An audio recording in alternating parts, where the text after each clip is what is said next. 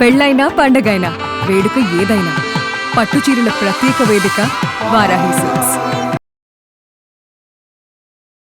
Piracy issue ఇవాల్టిది కాదు, ఎప్పటి నుంచో నడుస్తున్న ఒక చాలా పెద్ద వివాదం, ఒక పెద్ద క్రైమ్ అన్న విషయం అందరికీ తెలుసు. ఐ బొమ్మ రవి పట్టుబడ్డాన్ని చాలా మంది రకరకాలుగా మాట్లాడుకుంటున్నారు. చట్టం తన పని తాను చేసుకుపోతోంది. దీంతో పైరసీ ఆగిపోతుందా?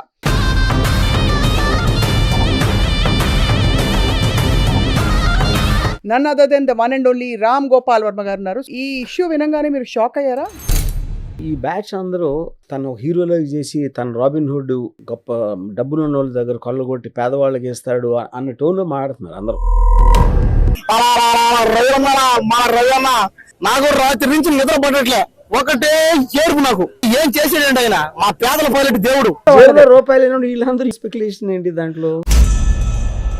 ఎందుకు ఐ బొమ్మ రవి నేరాలు చేశాడని తెలిసి కూడా సపోర్ట్ చేస్తున్నారు అనేది క్వశ్చన్. మన జేబులో డబ్బులు పోనప్పుడు ఇష్టం వచ్చినట్టు వాగుతారు. This is a part of that.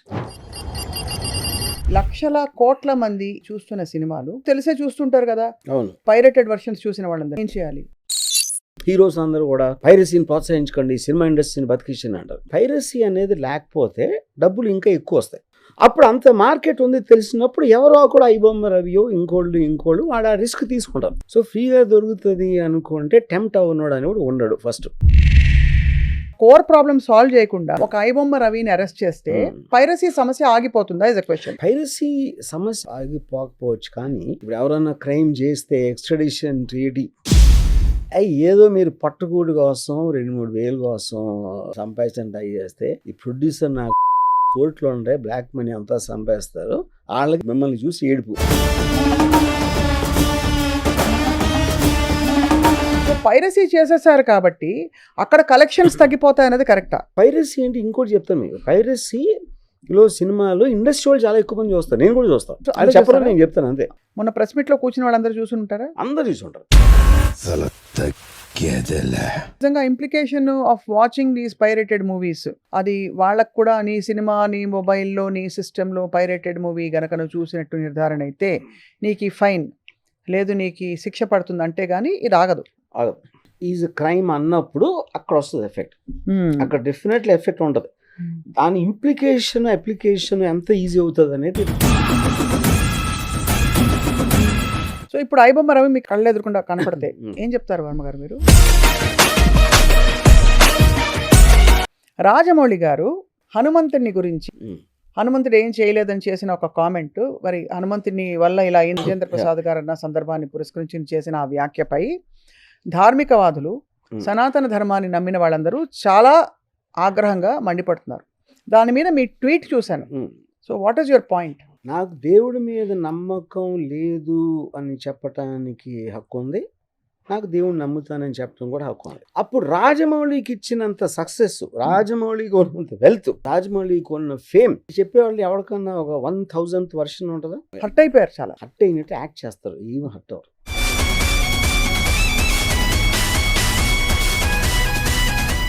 Welcome to Suman TV.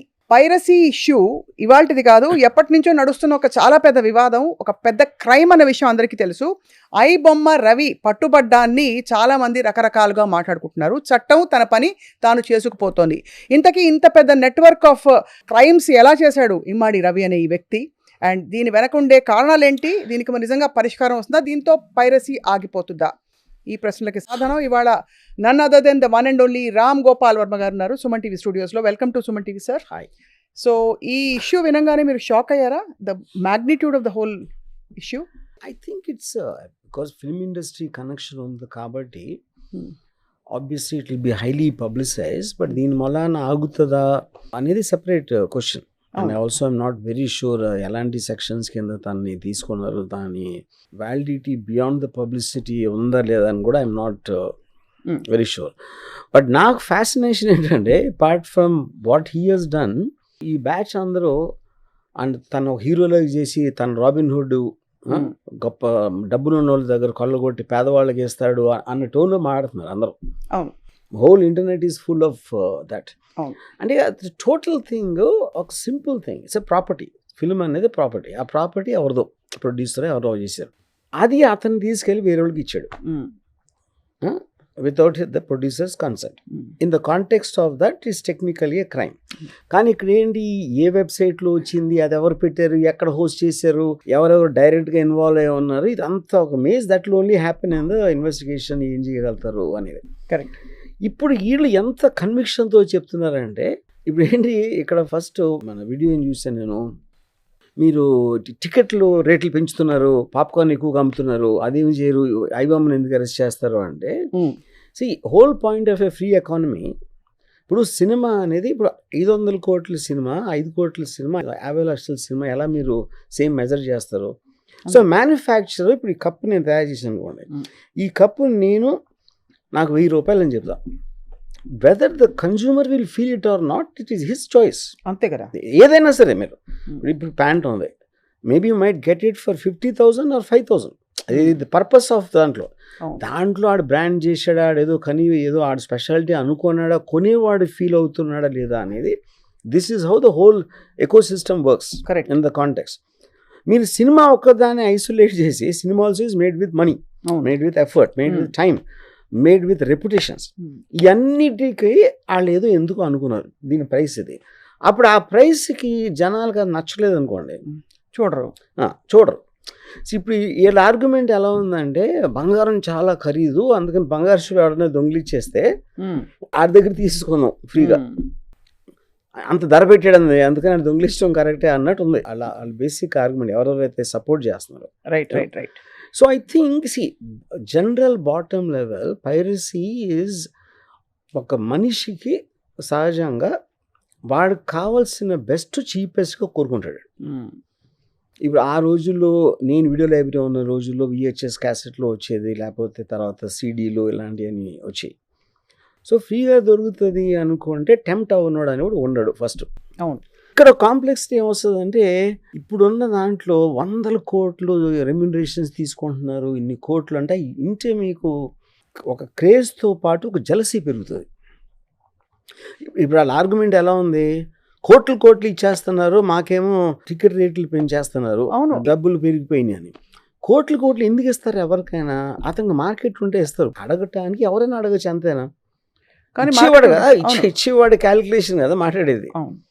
ఒక పర్టికులర్ హీరోకి 50 కోట్లు 100 కోట్లు ఇస్తున్నారు అంటే, అతని పేరు చెప్తే అంతమంది వస్తున్నారు, అతన్ని చూడటానికి అంతమంది వస్తున్నారు.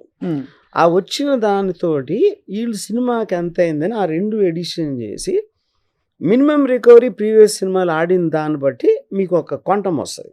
ఆ క్వాంటంలో ఇతని వల్ల వస్తున్నారు కాబట్టి మ్యాక్సిమం అతనికి వెళ్తుంది. ఆ క్యాలిక్యులేషన్ అని ఎవరు చేస్తాడు? ప్రొడ్యూసర్ చేయాలి. ఎవడైతే డబ్బులు పెడుతున్నాడో ఆడు చేస్తాడు. అంటే రూపాయలు వీళ్ళందరూ స్పెక్యులేషన్ ఏంటి దాంట్లో అంటే. కానీ యాక్చువల్లీ ఇది ఒక జెన్యూన్ ఇష్యూగా అనేక సందర్భాల్లో డిస్కస్ చేయబడుతుంది. ఇవాళ ఒక కుటుంబం ఈ మల్టీప్లెక్స్ లో సినిమాకి వెళితే, ఇదిగో ఇదే పాప్కార్న్ మీకోసం తెప్పించాము వర్మ గారు, ఈ పాప్కార్న్ ప్లస్ ఒక సినిమా కుటుంబం సినిమాకి వెళ్లే ఖర్చు 2,000-3,000 రూపాయలు అవుతుంది మినిమం. మరి దాని భారం ఎందుకు భరించాలి, ఎవరు భరించాలి? నేను అదే అంటున్నాను. ఇది సినిమా ఒకటే కాదు కదా, మీరు 5 స్టార్ హోటల్కి మంచి సీట్లాట్లు కూర్చొని తినాలని ఉంటుంది. మీకు బయట డాబాలో దొరికేది, అది నాకు రేట్లు సరిగ్గా తెలియదు, 50 రూపాయలు అంటే అక్కడ 5,000 ఉండొచ్చు అదే డిష్. అదేంటి, ఆ టోటల్ ఎక్స్పీరియన్స్కి వాడు పెడుతున్నాడు. అది వెళ్ళకపోవటం అనేది మీ ఏంటి, ఆడు 5,000 పెట్టాడు ఎలా తినాలి అంటే దేనికి? లేకపోతే మీకు ఏదో మామూలు కారు ఉంది, మర్సిడీస్ కార్ కావాలి, ట్రావెలింగ్కి 2 పర్పస్ ట్రావెలింగే, ఆ కార్ అంత పెట్టాలా అలా అని ఏడిస్తే ఎలా కదా? That is whole point of free economy capitalism system. అనేది బయట పెట్టకూడదు. దాంట్లో film is also a commercial product. Commercial product ఎందుకు? Because money is being invested, made effort, release చేసి ఆ టోటల్ ఫైనాన్షియల్ ఎకో సిస్టమ్ అనేది కమర్షియల్ ప్రొడక్ట్. అది అది నాకు మంచి తిండి కావాలి, ఆ 5 స్టార్ హోటలే కావాలి, అంత మంచి అట్మాస్ఫియర్లో నేను కూర్చోవాలి, బిజినెస్ క్లాస్లో ట్రావెల్, అందరికీ ఉంటుంది అలాంటి ఆశలు. కరెక్ట్.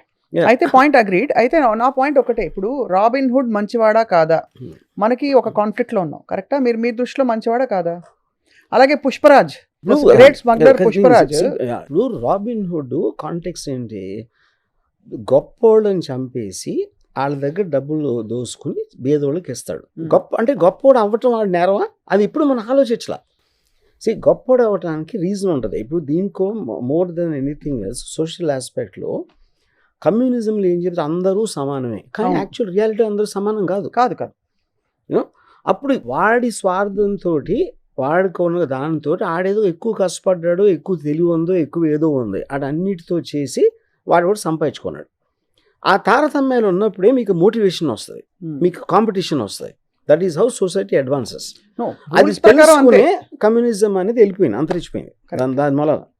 ఓకే, సేమ్ థింగ్ మీరు ఇక్కడ అప్లై చేస్తారు. కమ్యూనిజం కూడా డబ్బుల పరంగా చెప్పలేదు, ఈక్వల్ ఆపర్చునిటీ పరంగా for everybody as an ideology. Even property rules లో కూడా you should not own private property. Initial communism అంతా అదే correct. From each according to his ability to each according to his need. That is the fundamental principal of communism from Marxism. Me capacity అంతా ఆడ అవసరం ఎంత. ఉదాహరణకి నేను 10 బస్తాలు పండించాను అనుకోండి, చాలా కష్టపడి నేను చేశాను. ఇంకోటి ఎవడో 5 బస్తాలే పండించాడు, కానీ ఆడికి పెద్ద ఫ్యామిలీ ఉంది, లేకపోతే ఆడికి ఏదో ఎక్కువ అవసరం ఉంది డబ్బు, అప్పుడు ఆడికి ఇచ్చేయమంటుంది ఈక్వల్ చేయడానికి. అవును. So capitalism or whatever మనకుండే వ్యవస్థలో నిలబడదంటారు. ఫండమెంటల్ క్వశ్చన్ ఏంటంటే, ఇంతమంది జెన్జీ అనండి, ఎందుకు ఐబొమ్మ రవి చాలా తప్పు చేశాడు, పెద్ద నేరాలు చేశాడని తెలిసి కూడా సపోర్ట్ చేస్తున్నారు అనేది క్వశ్చన్. అంటే వాళ్ళకి తెలీదు, అంటే దేర్ నాట్ అండర్స్టాండింగ్. అదే అంటున్నాను. ఇప్పుడు మీకు ఎమోషనల్ ఆస్పెక్ట్ ఒకటి ఉంటుంది, లాజికల్ ఆస్పెక్ట్ ఒకటి ఉంటుంది. ఇప్పుడు ఫర్ ఎగ్జాంపుల్ నెపోటిజం ఉందనుకోండి, చాలా టాలెంటెడ్ వాళ్ళు ఉంటారు, వాళ్ళ కొడుకులకి ఇస్తున్నారు, వాళ్ళ తమ్ముళ్ళకి ఇస్తున్నారు ఛాన్స్ అని అంటారు కదా. అక్కడ పాయింట్ ఏంటంటే, వాళ్ళ కొడుకు కాకపోతే మీ కొడుకు ఇస్తారా? ఇప్పుడు మీకు ఫెమిలియల్ దాంట్లో స్టేజ్లో ధీరుభాయ్ అంబానీ ముఖేష్ అంబానీకి ఇస్తాడు, ముఖేష్ అంబానీ తన కొడుకు ఇస్తాడు. అలాగే మీ ఇంట్లో కూడా అది జరుగుతుంది, మీ పిల్లలకి ఇస్తారు. ఎవరు ఎక్కడైనా సరే వాళ్ళ స్వార్థంతో వాళ్ళకి ఇస్తారు. సినిమా ఇండస్ట్రీ ఒకటే కాదు. ఇప్పుడు మీ ఎదురింటోడు కొడుకు, పక్కింటోడు కొడుకు, అంటే అప్పుడు టాలెంట్ ఎవరు గుర్తిస్తారు? చాలా మంది టాలెంట్ ఉన్నవాళ్ళు. అంటే నువ్వు చెప్తావా? ఆ ఎవడైతే అన్నాడో వాడికి ఛాన్స్ ఇవ్వండి, డబ్బులు ఇచ్చి మన నెపోటిజం కిడ్తో తీద్దామా, లేకపోతే బయట చాలా టాలెంట్ అని నువ్వు తీస్తావా? తీయవు. మన జేబులో డబ్బులు పోనప్పుడు ఇష్టం వచ్చినట్టు బాగుతారు. This is a part of that. ఇప్పుడు ఎవరైతే ఒక సినిమా తీశారో పైరసీ మూలాన వాళ్ళకి వచ్చే నష్టం, వాడు పెట్టిన డబ్బు మర్చిపోతున్నారు, ఆడుకున్న రిస్క్ మర్చిపోతున్నారు. ఇవన్నీ మర్చిపోయి పాప్కార్న్ ఎంత అమ్మారు, లేకపోతే టికెట్ రేట్లు అంత పెట్టారు అంటే అప్పుడేంటి మీరు 5 స్టార్ హోటల్ ఎందుకు కట్టాలి? కట్టకూడదు. లేకపోతే ఏదో ఎనీథింగ్. అయితే ఒకటే క్వశ్చన్, పైరసీ ఒక పెద్ద నేరం, అది అసలు దాని గురించి డిబేటే లేదు వర్మ గారు. కానీ ఈ లక్షల కోట్ల మంది ఇన్ని ఏళ్లుగా ఈ చూస్తున్న సినిమాలు వాళ్ళందరూ తెలిసే చూస్తుంటారు కదా. నేరుగా మనకి డిస్ట్రిబ్యూటర్ మన ఇంటికి పాపం మనం పైరేటెడ్ వర్షన్ చూస్తాం మన ఫ్యామిలీ సమేతంగా అని చెప్పి పండక్కి గిఫ్ట్ పంపించారు అనుకోరు కదా. అవును, ఇది తప్పు చేస్తున్నాం అని తెలిసే అంత ఇంకితం ఉంది కదా. అవును, మరి వాళ్ళందరినీ ఏం చేయాలి? ఎవరందరినీ? ఈ పైరేటెడ్ వర్షన్స్ చూసిన వాళ్ళందరినీ, పైరసీ సినిమాలని చూసే వాళ్ళని ఏం చేయాలి? పైరసీ సినిమాల గురించి ఇలా ప్రోత్సహిస్తూ నేను అదే అంటున్నాను, అది లాలో లేదు కదా. లాలో దానికి కాదు. ఇప్పుడు దొంగ సామాను కొనకూడదు అని ఉంది అనుకోండి, ఎవరో దొంగలిచ్చారు, నేను దొంగలిచ్చలా, ఆ దొంగలిచ్చిన సామాన్ని నాకు ఇచ్చాడు. నాకు ఇచ్చినప్పుడు అది దొంగతనం చేసి ఇచ్చాడా లేదా అనేది నాకు ఒక పాయింట్, నాకు తెలుసా లేదా అనేది ఒక పాయింట్. వీడు తెలిసే పాయింట్. రెండో పాయింట్ ఏంటంటే, దొంగ సామాను కొన్నందుకు దానికి ఒక సెక్షన్ ఉందా లేదా, పైరసీ ఆస్పెక్ట్లో దట్ ఈస్ నాట్ దేర్. ఇప్పుడు మీకు డ్రగ్స్లో కూడా యూజర్కి పనిష్మెంట్ ఉండదు, వాడు దాన్ని మళ్ళీ అమ్మటము అలాంటి చేస్తేనే ఉంటుంది. So they are considered person. The consumer will always be safe in the context. కాకపోతే కన్స్యూమర్ డిమాండ్ బట్టే వస్తుంది. ఇప్పుడు ఏం చేస్తారు వీళ్ళందరూ, హీరోస్ అందరూ కూడా పైరసీని ప్రోత్సహించకండి, సినిమా ఇండస్ట్రీని బతికించండి అంటారు. యాక్చువల్ ట్రూత్ ఏంటంటే, పైరసీ అనేది లేకపోతే డబ్బులు ఇంకా ఎక్కువ వస్తాయి, ఎక్కువ వస్తే రెమ్యూనరేషన్ ఇంకా ఎక్కువ పెరుగుతుంది. కానీ ఇప్పుడు నేను ఒక హీరో ఫ్యాన్ అయితే ఆ హీరో ఫ్యాన్ సంబంధించిన సినిమాని నేను తక్కువ కాస్ట్లో చూడాలి అనుకుంటాను, కానీ నా డబ్బులు ఇచ్చేసి వాడికి ఇంకా ఎక్కువ డబ్బులు రావాలని ఎవడు అనుకోడు. అది మనిషి స్వార్థం, నేచర్లో ఉండే ఇది. అది ఎంత ఫ్యాన్ అయినా సరే. అంటే ఇప్పుడు ఆడికి ఫ్యాన్ క్వశ్చన్ కూడా కాదు, సినిమా చూడటం అనేది మీరు ఒక ప్రోడక్ట్ తీసుకుంటున్నారని మీకు ఎంజాయ్మెంట్ కోసమే కదా తీసుకునేది. నా డబ్బులు నేను పోగొట్టుకుని హీరోకి ఇంకా డబ్బులు రావాలని ఎందుకు అనుకుంటాడు ఎవడైనా? So fundamentally that is coming from the people. Anything which is going to be, అప్పుడు వాడికి పైరసీ సినిమా చూస్తే నాకు శిక్ష లేదు, నాకేమీ పనిష్మెంట్ రాదు అని తెలిసినప్పుడు ఆడు చేస్తాడు. అప్పుడు అంత మార్కెట్ ఉంది తెలిసినప్పుడు ఎవరో కూడా ఐబొమ్మ రవియో ఇంకోళ్ళు వాడు ఆ రిస్క్ తీసుకుంటారు గ్యారంటీ. అదే అది నెక్స్ట్ అడగబోతుంది. అదే ఇప్పుడు ఏదైతే రూట్ ఆఫ్ ద ప్రాబ్లం ఉందో ఎందుకు చూస్తున్నారు ఇలాగ పైరేటెడ్ వర్షన్స్ అని తెలిసి కూడా? ఒకటి శిక్ష ఇంప్లికేషన్స్ లేవు కాబట్టి పైరేటెడ్ వర్షన్స్ చూసే వాళ్ళకి, రెండు మీరు అన్నట్టు ఫ్రీగా వస్తుంది కాబట్టి చూస్తున్నారు. మూడోది అఫ్ కోర్స్ మనం ఒప్పుకోకపోయినా థియేటర్కి వెళ్తే అఫోర్డబిలిటీ లేని వాళ్ళే ఇలాంటి వాళ్ళు ఎక్కువ చూస్తారు, లేదు టైమో ఏదో లేని వాళ్ళు. మరి వాళ్ళ ఆ కోర్ ప్రాబ్లమ్ సాల్వ్ చేయకుండా ఒక ఐబొమ్మ రవిని అరెస్ట్ చేస్తే పైరసీ సమస్య ఆగిపోతుందా ఇస్ అ క్వశ్చన్. పైరసీ సమస్య ఆగిపోకపోవచ్చు, కానీ అది కూడా చేయకపోతే అసలు మొత్తం వదిలేసినట్టే కదా. డెఫినెట్ గా చేయాలి. దాని మొలాన ఆగుతుందా, ఎంత అవుతుంది, మళ్ళీ అసలు అతను యాక్చువల్గా అతన్ని కన్విక్ట్ చేయగలుగుతారా లేదా కూడా ఐఎమ్ నాట్ వెరీ షూర్. ఇప్పుడున్న రూల్స్ దాంట్లో అతనికి ఉన్న at least not to my knowledge. Why? ఎందుకంటే that is about 7 years below case అది. ఇప్పుడు ఇన్వెస్టిగేషన్లో అది ప్రూవ్ అవటానికి ఇప్పుడు మన దేశం ఎలా ఉందంటే నిటారీ కిల్లింగ్, ఒక 40-50 మందిని చంపేసిన వాళ్ళ కేసు ఢిల్లీలో 18 సంవత్సరాలు ట్రయల్ జరిగి ఫైనల్గా ఎక్విట్ చేశారు, ఎవిడెన్స్ లేదా. ఇది అంత భయంకరమైన ఇది, అంటే కొట్టొచ్చినట్టు ఆనవాళ్ళకి. అలాంటిది ఇప్పుడు ఎవరు ఎక్కడ సర్వర్లో పెట్టారు వీడు ఏంటి అన్ని ఊరికని ఇనీషియల్గా మీకు మీడియా పబ్లిసిటీలో వచ్చేస్తుంది, కానీ ఆ కాంట్రాక్ట్స్ ఇతన్ని ఏమైనా చేయగలుగుతారా లేదా అని కూడా నాకు ఐఎమ్ నాట్ షూర్ అండి. I'm not aware of all the details of that. Right. ఇంకోటి ఏంటి, ఇతను ఇక్కడికి వచ్చాడు, రాకపోతే పర్టికులరా ఇంకెప్పటికి, అది కూడా పాయింటే కదా. కరెక్ట్. ఇప్పుడు ఎవరన్నా క్రైమ్ చేస్తే ఎక్స్ట్రాడిషన్ ట్రీటీ, ఇప్పుడు ఇందులో ఉన్న ఇప్పుడు టెక్నాలజీతో వచ్చిన ప్రాబ్లం ఏంటంటే మనకి లాలో ఉన్న ప్రొవిజన్స్ చాలాసార్లు ఇన్ఎడిక్వేట్ అయిపోతాయి కొత్త టెక్నాలజీ వచ్చినప్పుడు. అవును, కరెక్ట్. సో ఇప్పుడు ఫర్ ఎగ్జాంపుల్ ఒక సినిమా, I think it's Pawan Kalyan, ఆడ ఎవడో ఎడిటింగ్ కూడా గర్ల్ ఫ్రెండ్ చూపించడానికి ఆడ తీసాడు, అది చూపించాడు, అది అక్కడ లీక్ అయింది. ఇప్పుడు that's a very difficult case to actually see. ఎందుకంటే నేను మీ ఇంటికి వచ్చి బంగారం దొంగిలించాను, నేను తీసుకెళ్ళిపోయా, దట్ ఈస్ థెఫ్ట్. నేను మీ ఇంటికి వచ్చి బంగారం తీసుకుని రోడ్డు మీద పెట్టాను అనుకోండి, రోడ్డు మీద వేరే వాళ్ళు తీసుకెళ్ళారు, వాళ్ళు దొంగిలించారు, వాళ్ళకి రోడ్డు మీద దొరికింది. సో అప్పుడు అది నా ఇంటెంట్ ఏ సెక్షన్ కింద వస్తుంది? అంతే కదా. అప్పుడు ఏంటి, దాంట్లో ఒక ఇది ఉంది, మెలీషియస్ మిస్చీఫ్ అని ఉంది ఒక సెక్షన్. అంటే దాన్ని చాలా అచ్చ తెలుగులో చెప్పాలంటే చిలిపి. ఇప్పుడు చిలిపి పనికి ఎంత శిక్ష వేస్తారు మీరు? అంతే కదా. సో ఇప్పుడు ఎయిర్పోర్ట్కి అక్కడికి ఫోన్ చేసి బాంబ్ అని చెప్పాడు అనుకోండి, ఇంటెలిజెన్స్ ఇన్ఫర్మేషన్ అది సీరియస్గా తీసుకోవాలి. అవును, అంతే. వాళ్ళు గబగబా అన్ని చేసేసి తీసుకుని లేదు. అప్పుడు ఎవడైతే ఫోన్ చేయండి అరెస్ట్ చేస్తే వాడు పెట్టలేదు బాంబు, వాడికి చంపే ఉద్దేశం కూడా లేదు, ఆడి చిలిపి పని అది బేసిక్గా. సో ఈ టెక్నాలజీ తోటి ఇలాంటి అన్నీ ఓపెన్ అవుతాయి. You don't know where to do what and this and that. ఇంకోటి ఏంటంటే ఇప్పుడు మీకు ఇంతమంది చేతిలో ఉన్నప్పుడు, recently I heard a case, ఎవడో మెయిన్ వాడిని పెట్టుకుంటే ఆ మెయిన్ వాడి వాజ్ కంట్రోలింగ్ 30-40 పీపుల్. అవును, మెయిన్ వాడిని పట్టుకుంటే ఈ 30-40 ఇండిపెండెంట్ అయిపోయారట. వాళ్ళు ఇండిపెండెంట్ అదే చేస్తున్నారు పని. అంటే ఒకరిని తీసేసి వాడి కంట్రోల్ పోయేటప్పటికి మీరు 30-40 క్రియేట్ చేశారు దాంట్లో. అంతే కదా. థర్డ్ థింగ్ ఏంటంటే ఎంత సీరియస్గా తీసుకుంటారు. ఇప్పుడు ఫర్ ఎగ్జాంపుల్ నేను నా పర్సనల్ ఎక్స్పీరియన్స్ చెప్తాను. నేను వీడియో లైబ్రరీ నడిపాను, సినిమా డైరెక్టర్ అవుతున్నాను. ఇప్పుడు ఒక పర్టికులర్ టైంలో టాస్క్ ఫోర్స్ వాళ్ళు వచ్చి రైడ్ చేశారు. ఎందుకు రైడ్ చేసేవారు?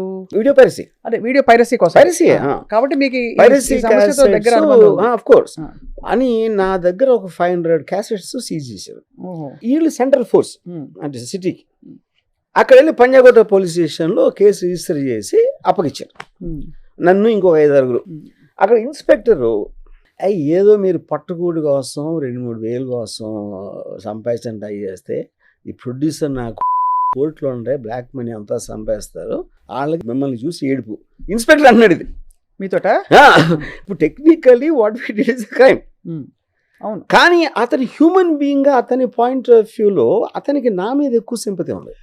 నేను నా పక్కన అక్కడి నుంచే రాబిన్ హుడ్ ఇష్యూ వస్తుంది. అది కరెక్ట్. అప్పుడు ఏమవుతుంది, డబ్బులు ఉన్నోడికి కొంత డబ్బులు పోతే ఏంటంట అనే ఒక ఫండమెంటల్ ఇష్యూ ఉంటుంది. అంతే. మీకు 10 కోట్లు వచ్చి రావాల్సింది 8 వచ్చింది అనుకోను, 8 వచ్చాయి కదా తృప్తిపడి అంటారు. అది కోట్లే కదా. కానీ అప్పుడు మీరు 1000 రూపాయలు సంపాదించేవాడికి కోట్లు అనే ఫిగర్ అంటే దిమ్మ తిరిగిపోతుంది అసలు. So that jealousy aspect and ununderstandable pattern of that kind of a wealth నుంచి ఈ సపోర్ట్ వస్తుంది.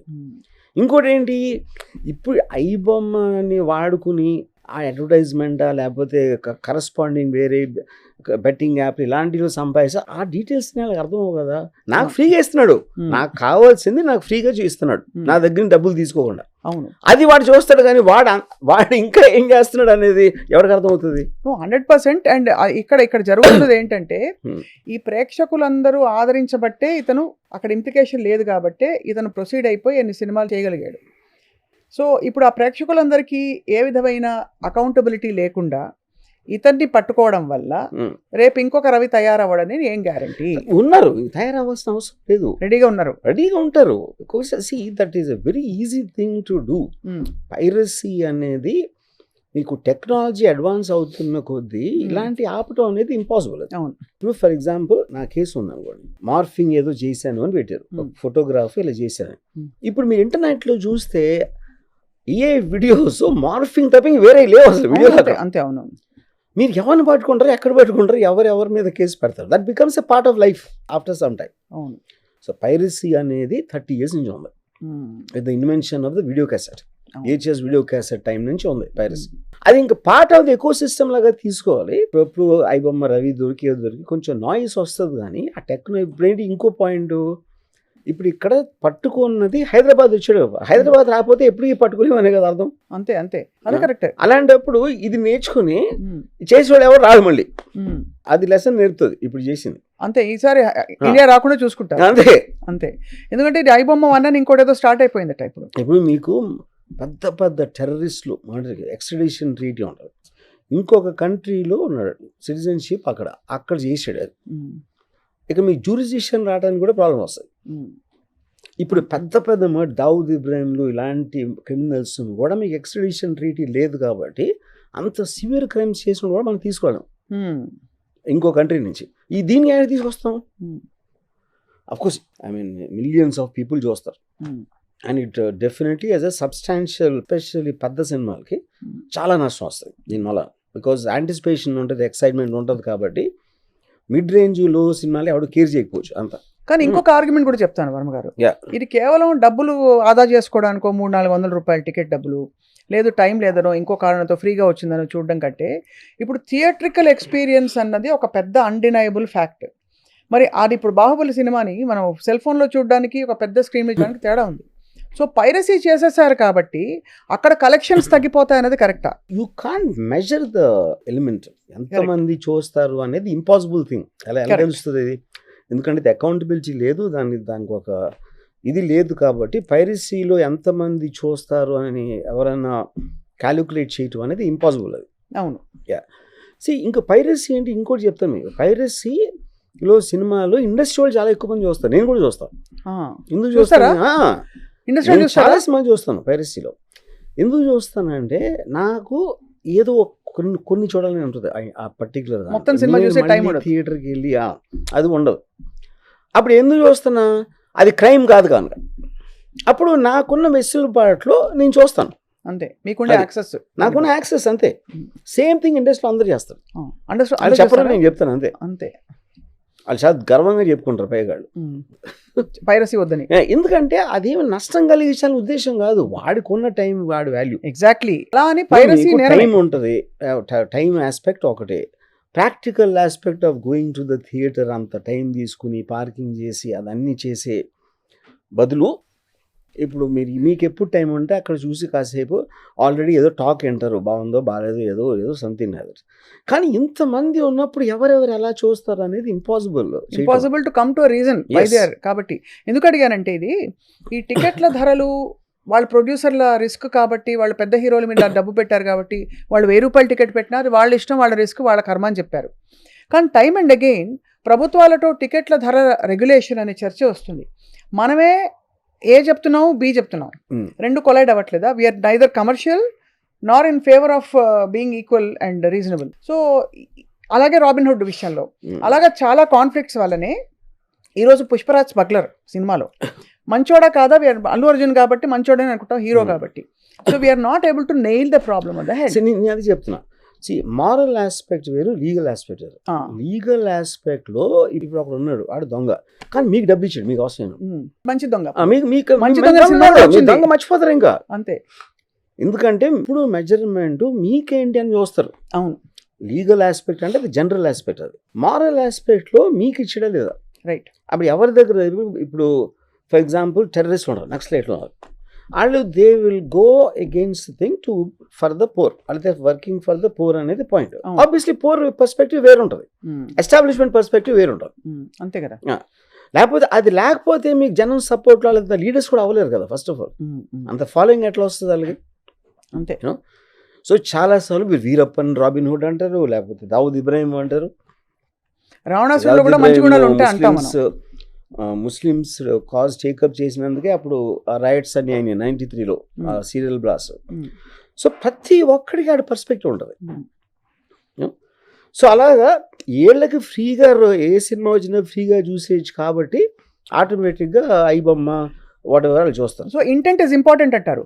ఇండస్ట్రీని వాళ్ళు ఎలాగైనా కొల్లగొడతాను, వాళ్ళ కలెక్షన్స్ తగ్గిపోయేలా అక్కడ స్టోరీ లేదు కాబట్టి. ఇప్పుడు ఐబొమ్మ కాంటెక్స్ట్ లో అది ఐదర్ వాళ్ళు చెప్పినట్టు ఈ బెట్టింగ్ యాప్ ద్వారా he might be making lot of money, అది లేదనుకోను, అదొక్క నిమిషం లేదనుకోను. అప్పుడు అత్తారండి ఇదైతే ఎగ్జాంపుల్ తీసుకోండి, ఆ డబ్బులు కోసం చేయలేదు కదా, ఆడికి యాక్సెస్ ఉంది కాబట్టి ఎవరినో ప్లీజ్ చేయడానికి చేసాడు అంతే. ఇది కూడా ఇది చేయొచ్చు కదా అంతే. అది కూడా చాలా సార్లు మనిషికి ఏంటంటే ఒక నైజం డిస్టర్బ్ చేయాలని కోరుకుంటుంది. ఇప్పుడు నేను బటన్ నొక్కితే అయిపోతుంది, నా పేరు రాదు, నాకేం అవ్వదు.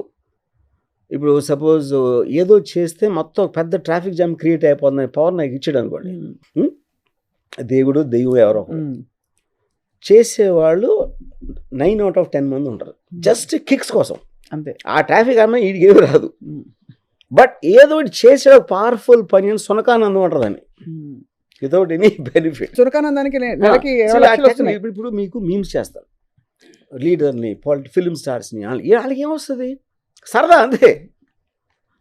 Everything people might get hurt, people might get offended, ఆడ కేర్ చేయలేదు అంతే. కానీ ఈ సునకానందానికి నెలకి 20 లక్షలు 25 లక్షలు రాబడి కూడా ఉంది. ఈ సునకానందానికి క్రిమినల్ యాంగిల్స్ విపరీతమైన ఈడీ కేసులతో సహా అన్ని ఇన్వాల్వ్ అయ్యాయి. బట్ మీరు అంటున్నది అవన్నీ ఏవి కూడా except betting apps. I'm not clear about exactly what అయిన, ఎందుకంటే మనకి మీడియా ముందు చెప్పేస్తారు అని, ఆ ఫైనల్గా వచ్చాక ఏమి ఉండదు. అది ఒక్కటి. ఇప్పుడు అలిగేషన్, ఇప్పుడు అలిగేషన్ అయ్యి దాని ఛార్జ్ షీట్ వేసి ట్రయల్ వచ్చినప్పటికీ ఏముంటాయి, ఎందుకంటే most of these related cases ఏమి చివరికి. ఇప్పుడు ఫర్ ఎగ్జాంపుల్ నేను ఆ time, of course very old time, ఆ టైంలో నేను వీడియో పైరసీ క్యాసెట్ నా దగ్గర దొరికినప్పుడు ఇన్స్పెక్టర్ ఏం చెప్పాడంటే ఆల్రెడీ మీ దగ్గర 500 క్యాసెట్స్ సీజ్ చేసామని టాస్క్ ఫోర్స్ వాళ్ళు ఇచ్చారు. సో ఆ క్యాసెట్స్ ఉన్నారు, కానీ నేను మీకు హెల్ప్ చేయడానికి మీరు మీ పాత క్యాసెట్లు, ఇరిగిపోయిన క్యాసెట్లు అవన్నీ పెట్టేది ఇచ్చేస్తాను, మీరు మళ్ళీ మీ వ్యాపారం చేసుకోండి అని చెప్పాడు. అంతే. ఏది డబ్బులు కూడా తీసుకోవాలా, he was genuinely helping us out. అంతే. అది హ్యూమన్ ఆస్పెక్ట్ అది. తర్వాత ఓకే కేసు అయింది, కేసు అయ్యి ఫైనల్గా ఏదో 2-3 సార్లు వెళ్ళాక ఏదో నాకు గుర్తులేదు, రూపాయి అంత ఫైన్ ఇచ్చారు ఆ టైంలో. రూపాయి మా నాన్నే. అంటే అది more it's symbolic, it is not so much about the money, ఏదో శిక్ష చేసాం అని రికార్డులో ఉండటానికి లాగా సంథింగ్ లేదా. So because of that the greyness in the area, who is responsible and what is doing, జ్యూరిస్డిక్షన్స్, చాలా కాంప్లికేటెడ్ ఇష్యూ అది. మొన్న సార్ దాంట్లో నిజంగా ఉండొచ్చు, but I'm not going by the media reports. Correct.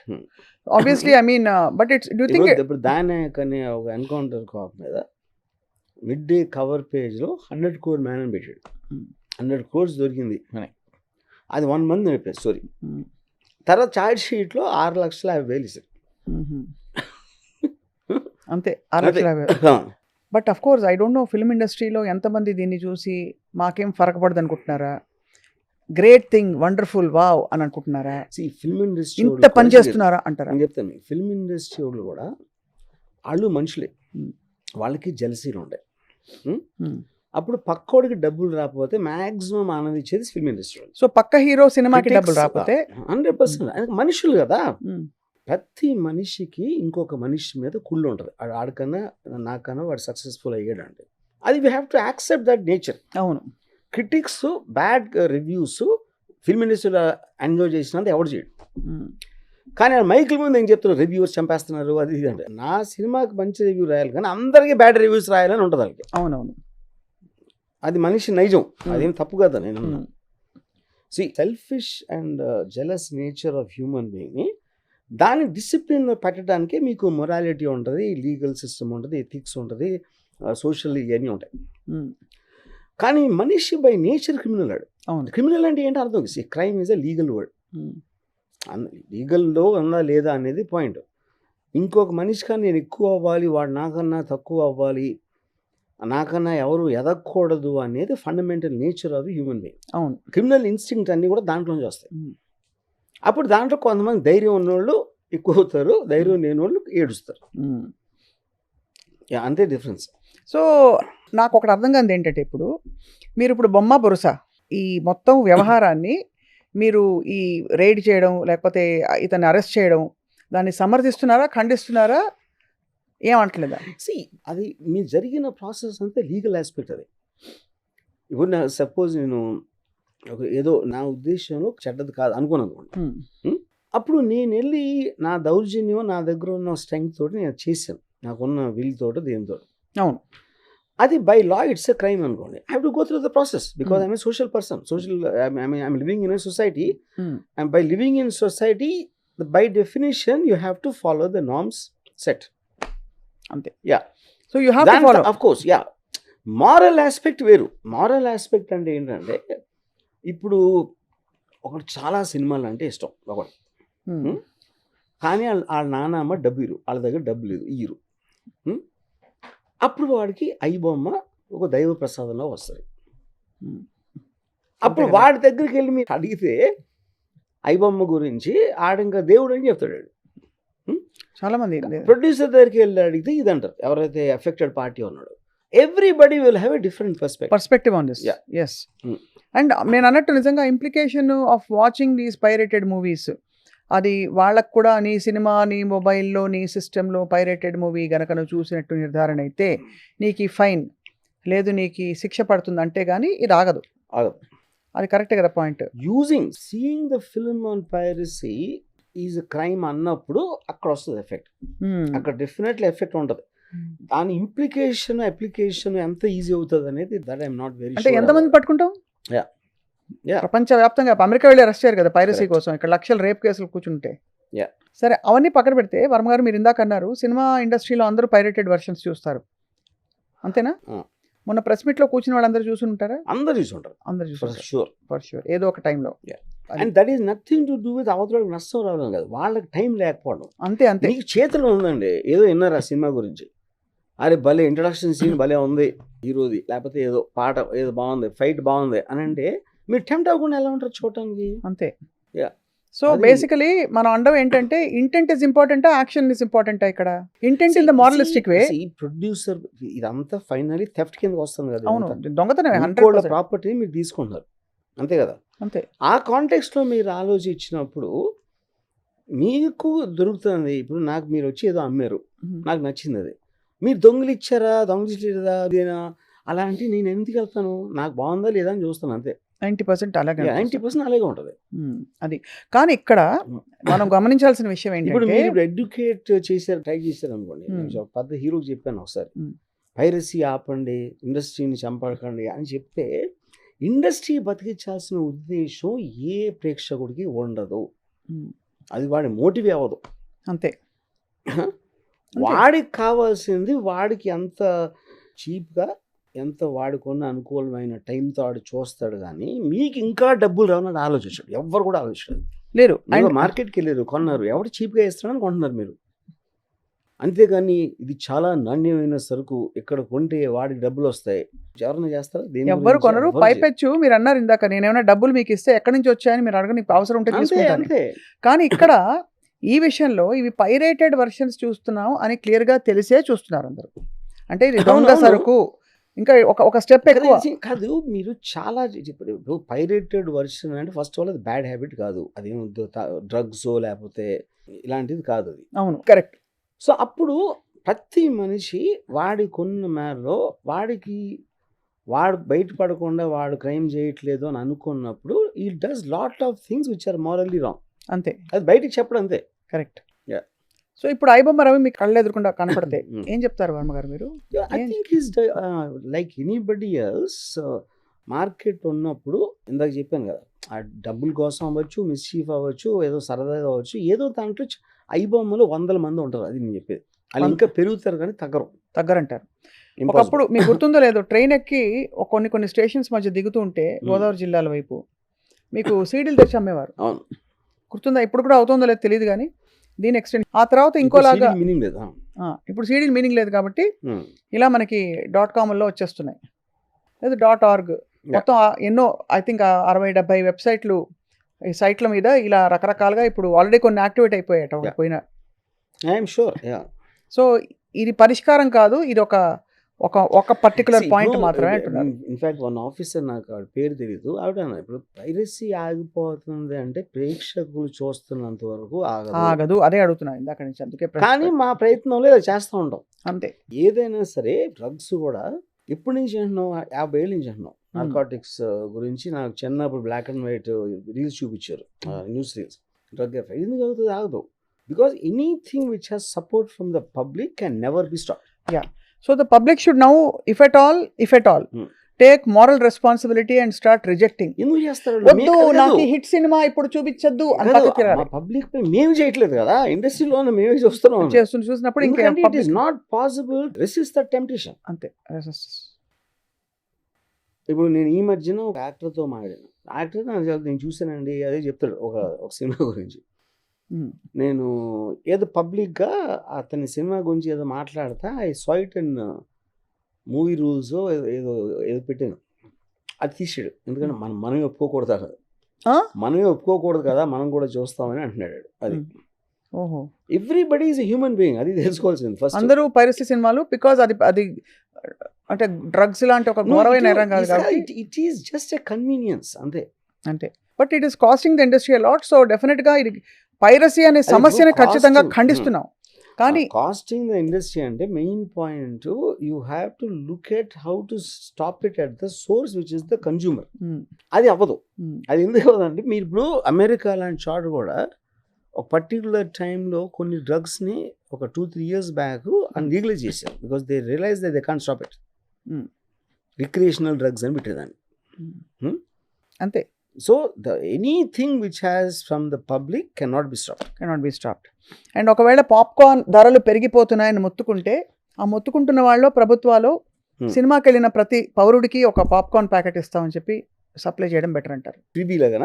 ఫ్రీబీగా అప్పుడు ఇలాంటివి తగ్గుతాయి కదా.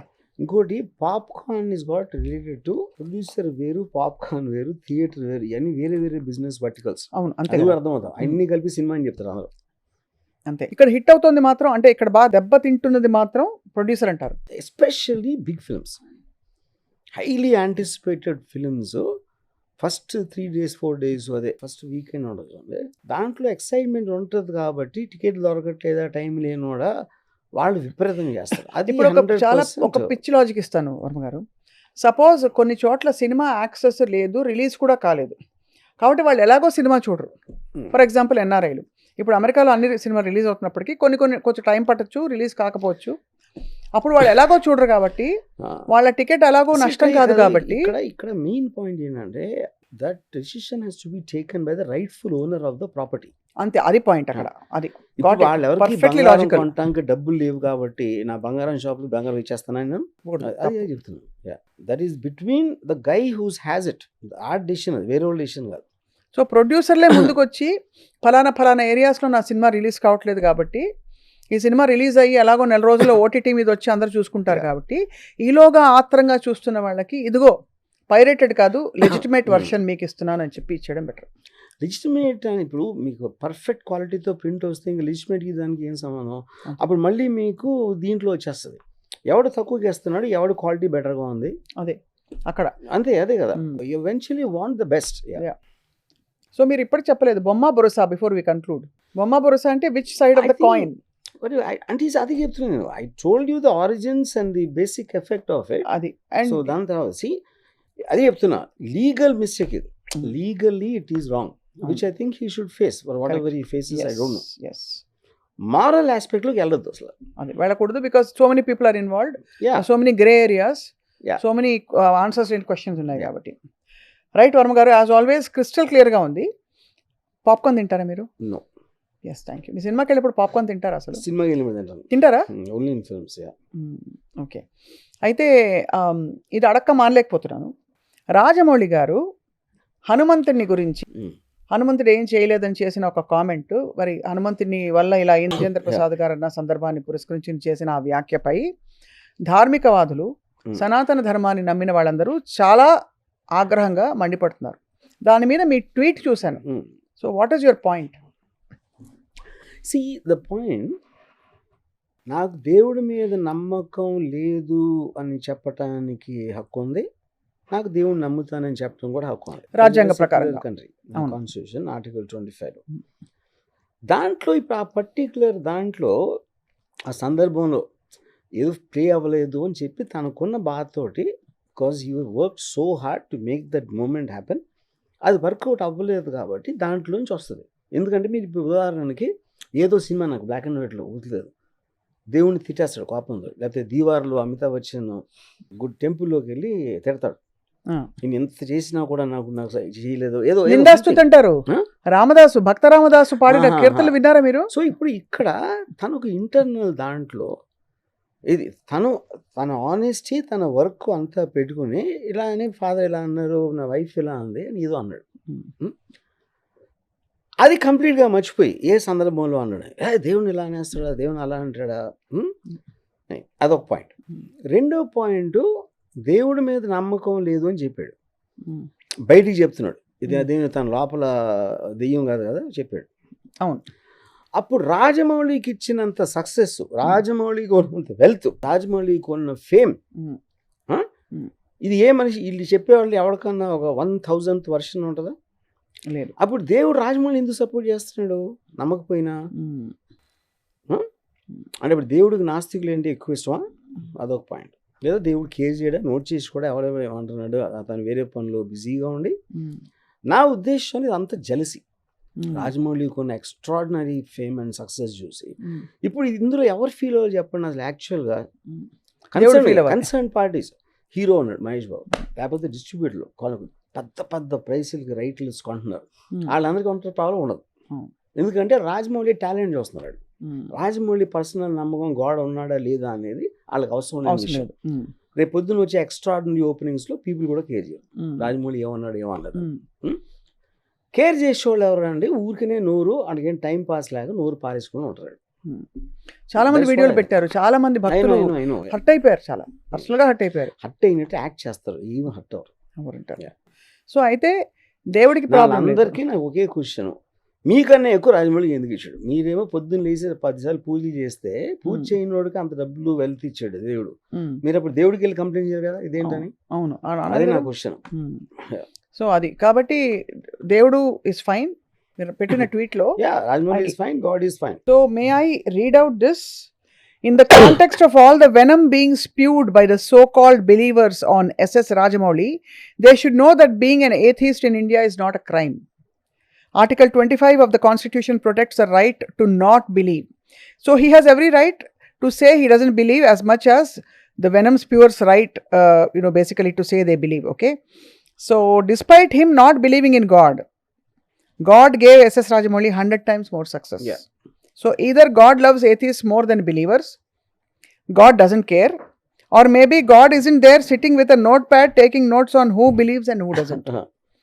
So if God has no issue with him, then why are the self-appointed God mongers getting blood pressure and ulcers? So the real problem isn't his atheism, antunaru. The real problem, he succeeded without believing in God, okay? So God is fine, so relax, God is fine, Rajamouli is fine. The only ones suffering are the people who can't understand either of them. So basically, bottom line is, it's plain jealousy masquerading as belief in God. Jai Shri Ram, Jai Hanuman. అది ఆ విధంగా ముందుకు పోయారనమాట మీరు. So of course there's a lot of angst in the social media space ఈ మధ్య.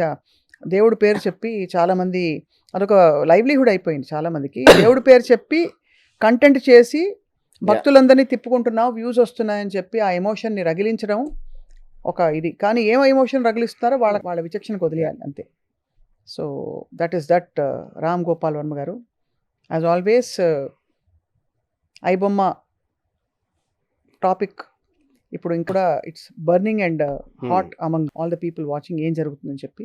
Let's wait and watch next pirated Yes. సినిమా ఏం జరుగుతుందని చెప్పి. కానీ మీ పైరసీ రూపాయి మీరు ఫైన్ కట్టి ఆ హ్యూమెన్ పోలీస్ ఆఫీసర్ ఇప్పుడు చూస్తుంటే కనుక ఆయనకి థ్యాంక్స్ చెప్తారేమో బహుశా మీరు. Yeah. That is the truth of life. Thank you so much for your very very valuable time sir. Okay.